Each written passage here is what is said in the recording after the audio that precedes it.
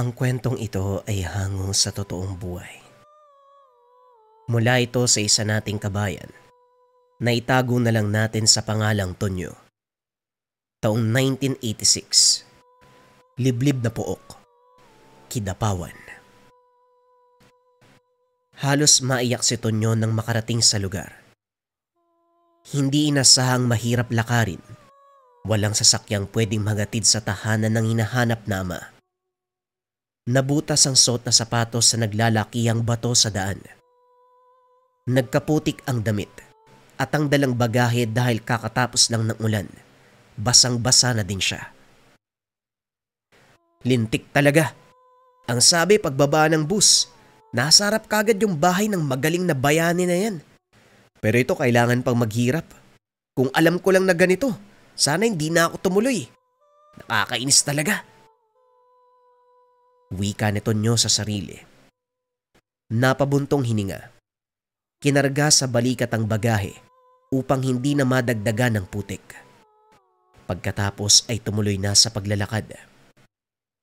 Pagdating sa unahan, hindi maiwasan ang pagkadulas. Dumiretso pa sa paliguan ng kalabaw. Sobrang lintik talaga. Bayani, buwisit ka. Makarating lang ako sa inyo, lagot ka sa akin. Wika ni Tonyo. Dali-daling bumangon, naghilamos gamit ang natirang baon na tubig.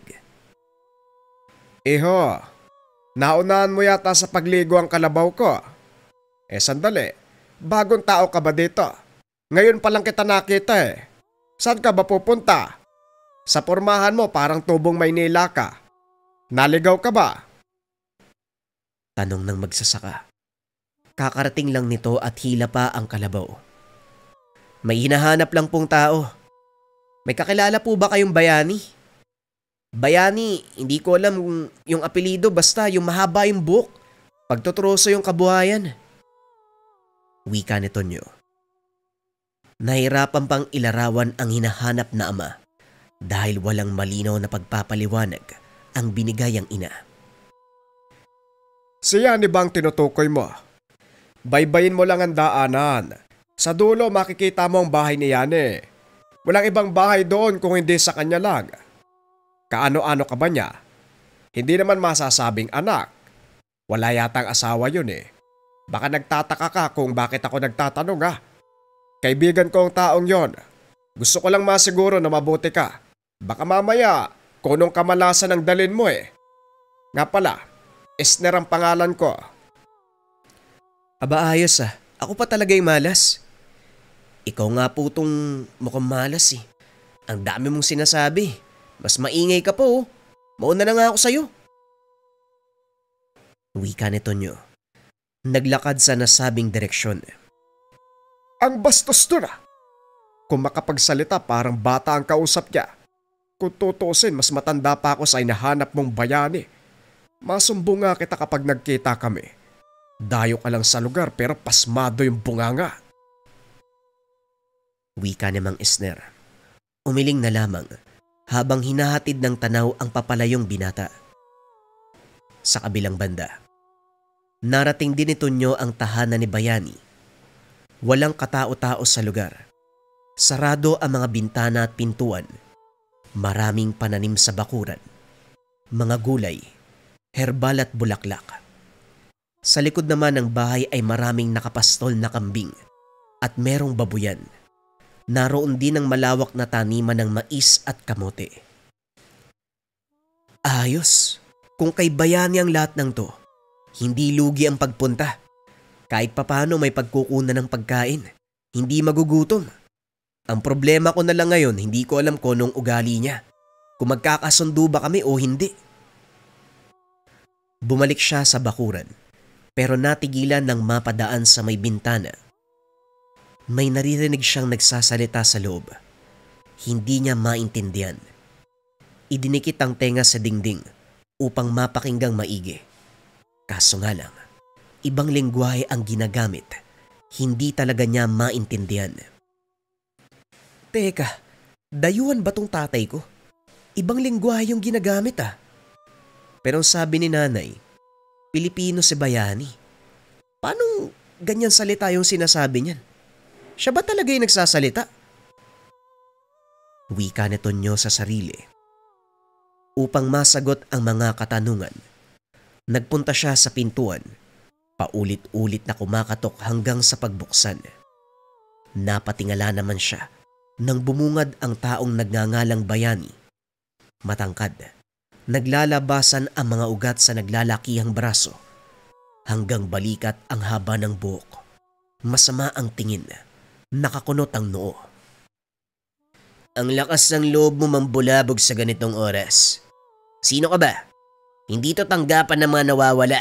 Wala akong maitutulong sa mga taong naliligaw. Napapitlag si Tonyo. Ngunit hindi siya nagpatinag. Taas noong sinalubong ng tingin ang karap. Ikaw ba si Bayani? Huwag mo akong itaboy na parang aso. Meron kang responsibilidad sa akin. Kung noon, wala akong nagawa ng iwanan mong parang tuta. Pues hindi na ngayon. Malaki na ako eh. Hindi makakapayag na itaboy mo uli. Anak mo ko. Tumabi ka nga sa dadaanan ko. Tutuloy ako dyan. Mas lalong kumunot ang noo ni Bayani sa narinig. Natigilan at napaisip sa takbo ng buhay. Aminado siya. May mga naging kasintahan noon. Pero matagal nang walang balita sa babae. Nasundan niya ng tingin si Tonyo na nakapasok. Komportable pang naupo sa harapan ng hapagkainan. Sinuri nito ang mga ulam na tinakpan. Nang makahanap ng kanin, kumain ito ng walang pasabi. Marami nang naligaw sa lugar na ito. Pero ikaw lang ang bukod tanging walang modo. Sa dinami-dami ng pwedeng maiwan, talagang yung kagaya mo ba? Salamat ka. May ginagawa ako, kaya wala akong panahon sa kakulitan ng kagaya mo. Bitbitin mo ang gusto mong bitbitin. Sa'yo na ang lahat ng pagkain sa mesa. Pati kaldero buhatin mo. Basta lumabas ka. Pinagbuksan niya pa ng pintuan si Tonyo. Mukha mo. Simula sa araw na to, dito na ako titira. Huwag mong takbuhan yung responsibilidad mo. Anak mo ko. Napabuntong hininga si Bayani. Hindi nagustuhan ng inasal ng binata. Humakbang siya at lumapit dito. Hoy, ulupong. Lumabas ka sa tahanan ko. Hindi ko galing ulit-ulitin ang salita kapag nasabi ko na. Kaya kung ako sa'yo, umalis ka na kung ayaw mong masaktan. Hinugot ni Bayani ang kris. Isang uri ng sandata. Pero sa halip na masindak ay tumawa lang ang binata. Ayos yung sandata mo, baliko. Sino bang gumawa niya ng mga kaltokan ko? Gagawa na nga lang ng sandata, hindi pa tuwid. Lasing ba yun? Masyadong matabi lang dila mo, iyo. Ang lakas ng loob mong pagtawanan. Ang isang pambihirang sandata na ginagamit pang tugis sa mga nilalang. Baka gusto mong mabilang sa kanila. Hindi ka aswang, pero pwede kitang patayin. Kalma lang. Hindi mo ba napapansin? May pinagmanahan lang ako. Gusto mo kong patayin? O sige. Kung kaya mong patayin ang taong mismong mula sa dugo at laman mo. Muling napabuntong hininga si Bayani. Nagkikiskisan ang mga ngipin sa labis na gigil. Hindi niya inasana sa kalagitnaan ng pagdarasal. May ligaw na binatang manggugulo. Ito pa ang pinakitang asal. Pinipilit mong anak kita, sige. Pagbibigyan kita ng oras para magpaliwanag. Siguraduhin mo lang na aakma ang mga salita mo. Dahil kung hindi, puputulin ko yung dila mo. O sige, makinig ka. Kapag ako naman yung tama, ikaw ang may bigwas sa akin. Pinaliwanag ng binata ang buhay niya at ng ina na dating kasintahan ni Bayani.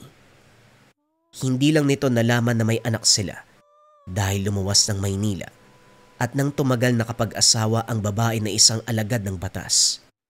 Pero nasawi pagkasangkot sa isang operasyon. Ang matindi pa, nadamay ang ina dahil sa maling akala. Bago ito pumanaw, naikwento ang tungkol kay Bayani na siyang tunay na ama ni Tonyo.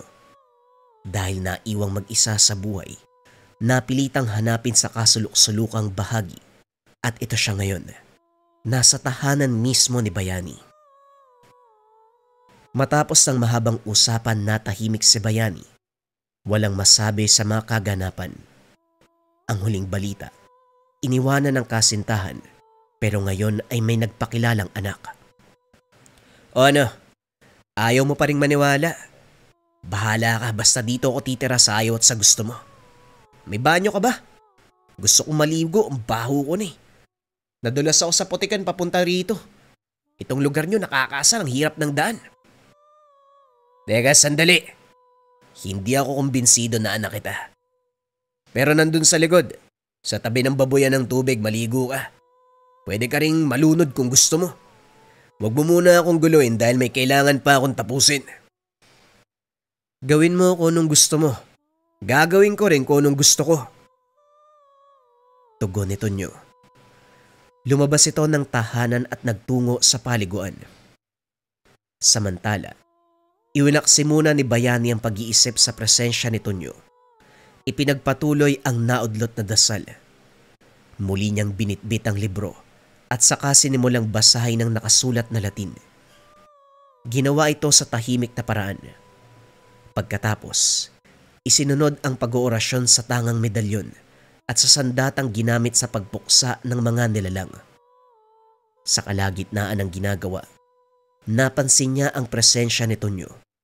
Nakamasid ang binata, sumilip sa butas. Pasimple siyang kumuha ng pantakip at itinapal. Nagpatuloy sa pag-oorasyon. Pagkatapos ng lahat, lumabas siya at muling nakasagutan ang binata. Akala mo siguro wala akong naririnig. Aminin mo nga, miyembro ka ba ng kulto? Ang sabi ni nanay, may ganyang grupo dito sa Mindanao eh. Kung kasapi ka, matanong ko nga, ano bang ginagawa nyo? Pumapatay ba talaga kayo ng tao tapos binibenta nyo yung lamang loob? Umiinom ka ba ng dugo? May paniniwala kasi na kapag uminom ng dugo ng tao, yung buhay daw naduduktungan. Kaya siguro buhay ka pa hanggang ngayon kasi kung may bit-bit akong patalim, putol na sana ang dila mo. Tahimik na tao si Andrea pero ikaw, sinasabi mong anak ka, ang bastos mong magsalita. Kakarating mo lang sa lugar na to, sa tahanan ko. Pero ayaw tumigil ng bunganga mo. Naririndi na ako. Wika ni Bayani. Pinutol ang pagsasalita ni Tonyo. Kaso nga lang, wala itong balak na tumigil. Ay sus, naiya pa. Aminin mo na. Kahit sumilip lang ako sa butas. Nakita ko pa yung mga gamit mo, may mga kandila, may libro, may anting-anting pa. Naguguluhan tuloy ako kung miyembro ka ng kulto o mangkukulam. Alin ba sa dalawa? Hindi nagpigil si Bayani. Hinila pa itaas ang binata. Dali-dali naman itong kumapit sa kamay niya. Makikita rin ang takot at pagkabigla sa mga mata. Kapag sinabi kong manahimik ka, tumahimik ka. Hindi uso sa akin ang pasensya. Kung gusto mong sikatan ng araw, sumunod ka sa bawat sasabihin ko. Maliwanag ba? Oo, maliwanag, ibaba mo na ako. Ibinaba siya ni Bayani at sa mga sumunod na sandali, naging tahimik sa takot na malagot muli. Nilinis ni Bayani ang kabilang kwarto na ginawang tambakan ng mga kagamitan na hindi mapapakinabangan. Inilabas ang lahat ng mga ito at sa silong isiniksik. Binigay na rin sa binata ang sariling papag. Walang ibang higaan sa tahanan kung hindi iyon lang. Pagkatapos ay pinagluto ng hapunan. Tahimik silang nagsalo. Ipinagpapasalamat din niya ang pagtikom ng bibig dahil lumipas ang oras na walang ingay. Makaraan ng ilang sandali sumapit ang gabi. Nasa bakuran si Bayani. Inaantay ang pagdating ng kaibigan na si Mang Esner. Napag-usapan ng dalawa na mag-inom dahil nakabenta ng kalabaw. Parinyade, pasensya na kung natagalan ako ha. Ang bagal kasi ni Mang Rito eh. Ilang ganun lang ng lambanog ang binili pero halos 1 oras ako nagantay. Siyempre hindi mawawala ang pulutan. Dumaan pa ako sa pinsan ko na nagkatay ng aso. Masarap to. Ayos Kapag ikaw talaga nagaya ng inuman, kumpleto. Mula sa lambanog hanggang sa pulutan. O tara, tagay na. Nga pala, may nakasalumuha akong binatilyo sa daan kanina Ang bastos ng bunganga. Ikaw ang hinahanap. Nakarating ba dito? Sino nga ba yun? Ewan ko dun. Huwag mo nalang isipin, dumating kanina, sinasabing anak ko raw siya kay Andrea. Aba malay ko kung totoo. Nagpupumilit kaya hinayaan ko muna. Nandun sa loob. Nagpapasok ka ng taong hindi mo kilala. Parang yan Parang bago yan Hindi ka naman basta nagtitiwala Nagpatuloy ng binatilyo. Maliban sa sobrang bastos ng sagutan ang sarap kutusan. Pasensya ka na pare Pero nakakainis talaga ang batang yan. Siga-sigaan ng aste. Tama ka. Mukhang kailangan ko ng mahabang pasensya hanggat nandito ang batang yan. Nga pala maiba tayo. Ano ba ang balita sa aswang nung nakaraang araw? Wala na akong narinig tungkol sa nilalang na yun Naayos na ba? Hindi pa. Tinutugis ng kabilang grupo. Ewan ko kung mauhuli. Pulpul naman ang mga yun Nagpapalakas sa mga tao para mapuri pero wala namang gawa. Puro salita ang mga peste. Ikaw ba? Wala kang gagawing hakbang, magsabi ka lang. Ako may iwan dito sa tahanan mo para magbantay sa mga alagang hayop.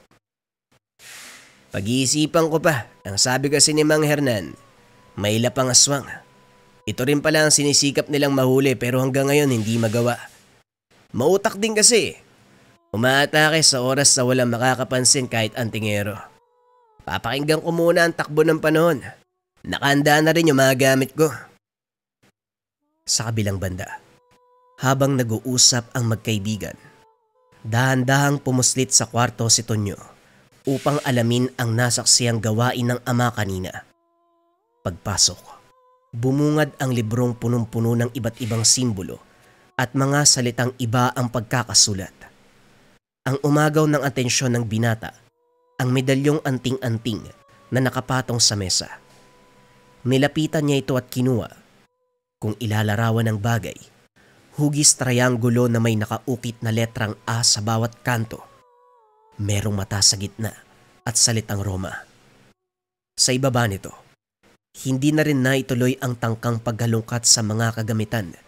Nang marinig ang boses ni Bayani, napapitlag siya sa gulat. Akala ko ba malinawan na pag-usapan nating dalawa? Bakit umaandar na naman ang pagiging pakialamero mo? Lumabas ka! Dali-daling lumabas ng kwarto si Tonyo. Natigilan nang makita si Mang Isner. Nagpakilala kang anak na yan pero yung asal mo pang rebelde. Mabait na tawang kaibigan ko. Hindi katulad mo. Hoy bata, umaming ka nga. Gumagawa ka lang ng kwento Nagpapanggap ka na anak na yan dahil may masamang binabalak. Tama ba ko? Hindi pa nangangalahati ang galon ng lambanog pero lasing ka na. Hindi ko galing magsinungaling, Manong. Totoong anak ako ng taong to. Nasa inyo na rin kung maniniwala o hindi. Basta nagsasabi ako ng totoo. Makatulog na nga. Wika ni Tonyo. Pumasok ito sa kwarto. Tinalikuran ang matanda. Sayang. Malalaman ko na sana kung anong klaseng kababalagan yung ginagawa ng taong yun sa kabilang kwarto. Nahuli pa. Basta, kung hindi man siya miyembro ng kulto, posibleng isang mangkukulam. Kaya siguro iniwan ni nanay. Kampo ng kasamaan, halata naman sa itsura. Mukhang hindi mapagkakatiwalaan. Wika ni Tonyo sa sarili. Umiling na lamang at saka sumampa sa higaan. Kinabukasan, pagkagising unang nabungaran ni Tonyo ang may hinang pag-usal mula sa kabilang kwarto. Dali-dali siyang sumilip. Nakita ang ama na nakaluhod karap ang altar. Hawak ang libro. May binabasa mula rito. Dahil sa lengguwaheng gamit, hindi niya maiwasang kilabutan. Pakiramdam pa'y anumang oras may lalabas na nilalang. Pagkatapos itong sambitin. Minabuti na lamang manahimik habang pinapakinggan ang mga ito.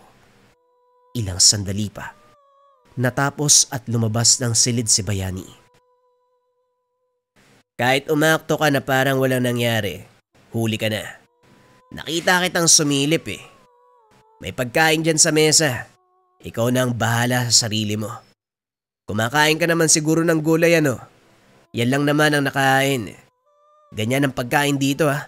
Kung gusto mo ng karne o ibang putahe, maghintay ka hanggang sa araw ng sahod ko.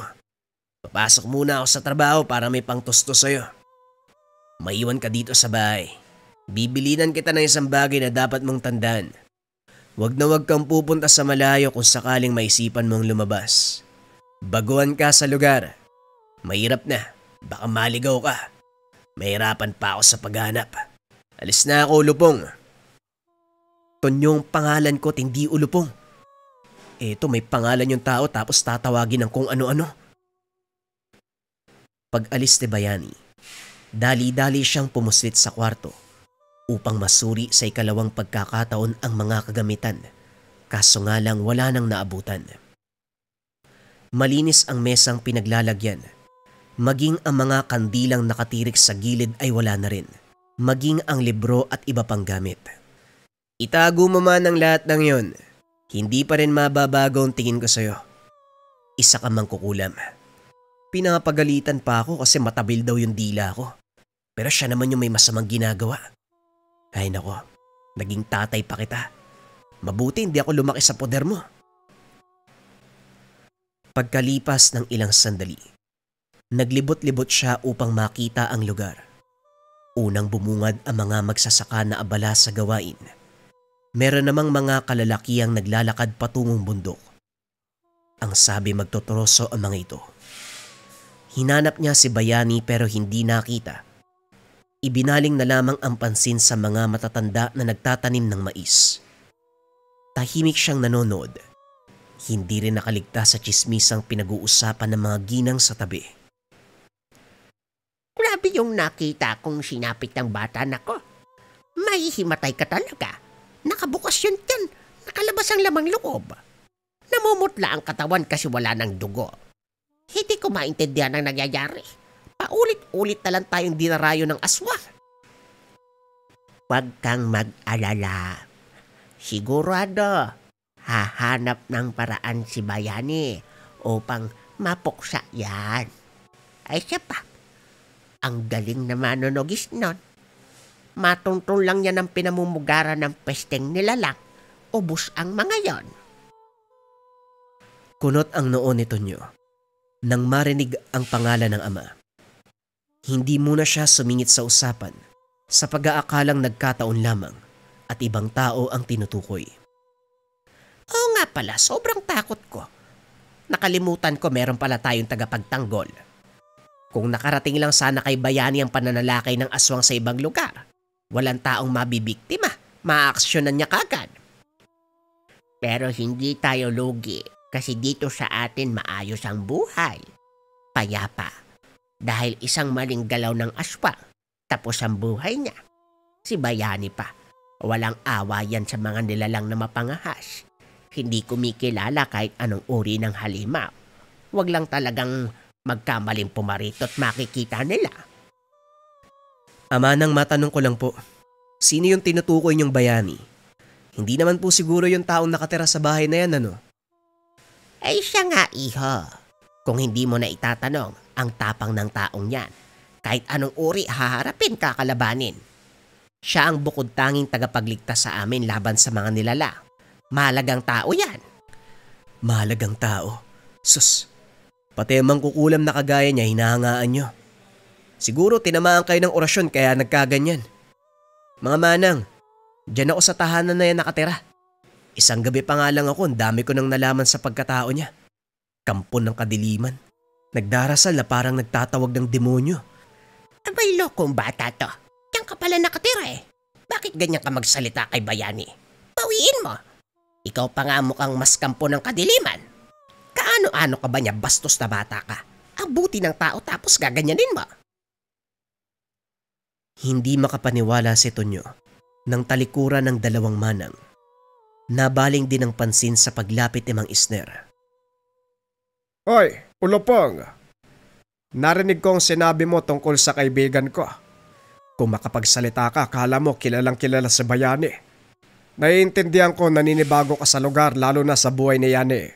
Pero isa lang ang masasabi ko. Mabuti siyang tao at hindi magkukulam. Nung sinasabi mo diyang, ay nako, tumutugi siya ng aswang. Hindi nagdadala ng sakit sa mga tao. Di kayo na yung maalam. Pasensya naman. Wika ni Tonyo. Pero sa kaloob-looban, hindi pa rin mawala sa isip ang naunang sinabi. Sa paningin niya, masamang tao ang pinupuri nilang bayani. Oo, tatay ko siya. Pero parang ang sama ko naman kung kukonsintihin ko yung ganyang gawain. Kung makapagsalita sila parang nakita nila ang galawan ni bayani sa loob ng bahay. Ako nga naging mali gayong nasaksiyan ko at narinig ang lahat. Bahala nga kayo dyan. Sa muling pagsapit ng gabi, hindi nakatiis si Tonyo. Maghapon siyang naiwan sa tahanan at dahil walang balita mula kay bayani, nagpa siyang hanapin sa kagubatan. May iilan siyang nakasalubong na kasama nito at sinabing nagtatrabaho pa ang ama. Pinuntahan niya ang kinalalagyan. Sa halip na pumuputol ng kahoy ang maabutan, napansing umuusal ito ng dasal habang nakatingin sa madilim na bahagi ng paligid. Maigpit din ang pagkakahawak ng patalim. Tinawag niya ito pero sumenyas lamang na umalis. Ano ba? Mamaya na yung kalokohan mo. Kanina pa ako nagugutom eh. Wala akong mahanap na maluluto sa bahay kaya anong kakainin ko? Halika na! Nakarinig siya ng malakas sa pag-angil. Napatras. Mula sa hindi kalayuan, lumitaw ang pagbumuka ng isang aswang. Dali-dali itong hinamon ni bayani. Oy Lupong, umuwi ka. Sa bahay mo ko antayin. May saging sa silong, tinakpan ko na mga dahon. Hinog na ngayon kaya pagtiyagaan mo na lang. May tatapusin lang ako dito bago kita ipagluto ng hapunan. Ang gutom makakapaghintay, pero itong anak ng demonyo, hindi. Kaya lumakad ka na. Wika ni bayani, pero sa halip na sumunod si Tonyo, dali-dali pang sumunod nang magabulan ang ama at ang aswang. Natatakot pero gustong makita ang mangyayari. Kuryoso sa kung anong magagawa ni bayani. Hindi nakalayo ang nilalang. Binato ng patalim. Tumarak sa likuran. Napalod na lamang sa lupa habang pilit na hinuhugot. Hindi rin mahawakan dahil napapaso sa tuwing susubukan. Lumapit si bayani at siya mismo ang humugot. Mabuti na isipan mong lumapit sa oras sa magsiuwian ng mga kasama ko. Kanina pa kita napapansin pero binabaliwala ko lang. Mas magandang makipagtuo sa kagaya mong hayop ng dalawa lang tayo. Sakit ba? Isang saksak pa lang yan. Pero nakahandusay ka na. Gusto ko ba sanang makipaglaro sa'yo eh. Kaso may ulupong na nag-aantay sa bahay. Muling nag-usal si bayani. Ginilitan ng leeg ang aswang. Nagpatuloy sa pagsambit ng orasyon si bayani habang nililigpit ang katawan ng nilalang. Habang pauwi sa tahanan, tahimik na nakasunod sa kanya si Tonyo. Kanina pa kita sinabihan na umuwi, pero sabay pa tayo nakarating. Oh, natahimik ka. Nakakita ka lang ng pagtugis, napipi ka kagad. Wika ni bayani. Naghugas ito ng kamay at saka nagtungo sa kusina upang magluto ng hapunan. Akala ko kasi mangkukulam ka eh. Nagsasalita ka ng mga salita na di ko naman naiintindihan. Naiintindihan ko. Walang problema sa akin. Wala kang alam sa ganitong bagay. Ang tapang mo kanina. Pinanood talaga mula umpisa hanggang dulo maiksing laban namin ng aswang na yun. Pero delikado ang ginawa mo. Pwedeng ikaw ang balingan ng aswang. Kapag hindi ko napatay, madadamay ka. Wala eh. Gusto ko makita ko ano yung gagawin mo eh. Teka, di ba kinalmot ka? Bakit walang sugat? Kung naririnig mo ang mga sinasabi kong orasyon at nakita mo ang suot kong medalyon, yan ang bisa. Sa tulong yan, protektado ako. Tumatama ang mga atake nila pero hindi ako nagkakasugat. Kung inaakala mong mangkukulam ako miyembro ng kulto dahil lang sa mga naririnig mo, nagkakamali ka. Dasal at orasyong Latin ang tawag dito. Sinabi ko na para malinawan ka. Sandali, nagbagong tono ng pananalita mo ah. Nakalunok ka ba ng kuliglig habang nasa gubat? Hindi. Nahiya lang ako sa sinabi ko tungkol sa'yo. Pasensya na po kayo ha. Ayos lang. O siya, antayin mo. Magluluto ako. Maya-maya, may ilang itlog na dyan. Yan na lang muna. Wala tayong ibang pagkain dito eh. Masanay ka na rin. Nga pala, anak kita hindi ba? Sa totoo lang, nararamdaman ko naman na hindi ka nagsisinungaling. Tinatanggap kita sa bahay. Pero siguraduhin mo na hindi ka mangingialam sa ginagawa ko. Lalo na magamit na nasa kabilang kwarto. Yan yung itawag mo sa akin. Huwag ama o tatay, hindi ako sanay. Nang sa ganun maging magaan ang pakikitungo natin sa isa't isa. Alam ko maging ikaw naninibago sa sitwasyon nating dalawa. Pero aminin ko, bago ka pa dumating dito, alam kong papunta ka na. Tumango si Tonyo. Napahinga ng malalim. Nakaramdam ng pagsisisi sa mga binitawang salita. Aminado siyang pabalang sumagot. Pero napagtanto, dapat munang alamin ang katotohanan bago magbitaw ng mga sasabihin, lalo na kung patungkol sa kilos ng isang tao. Kagaya ni Bayani, na ang buong akala ay alagad ng kasamaan. Yung pala ay isang mabuting tao na pinoprotektahan ang buong baryo.